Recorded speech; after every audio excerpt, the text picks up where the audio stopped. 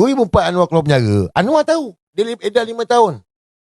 2008 Wak Azizah bertanding di Permata Ampau. Lepas tu 2009 barulah Wak Azizah letak jawatan, Anwar bertanding sebab nak cukupkan edah 5 tahun tu.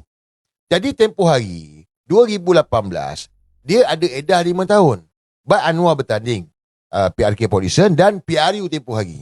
Jadi Wati Murti ni dia dah filekan ke mahkamah. Jadi hari ni sepatutnya berlangsunglah pendengaran lah pembicaraan tu. Kau orang tahu apa yang berlaku? Cuba teka. Teka lah. Tak sedap lah tak teka. Kena teka lah. Kau tahu apa yang berlaku? Kes ditangguhkan. Ditangguhkan guys. Kau tahu kenapa ditangguhkan? Kenapa tangguh? Ha? Peguam slip disc. Dia dapat laporan katanya peguam slip disc. Jadi terpaksalah ditangguhkan. But guys, ini baru first lah. So kita akan tengok lepas ni Anwar akan tangguh. Sebab this is Anwar Ibrahim. Saya ingat masa zaman blogger dulu, kita orang panggil dia Mr. Tangguh.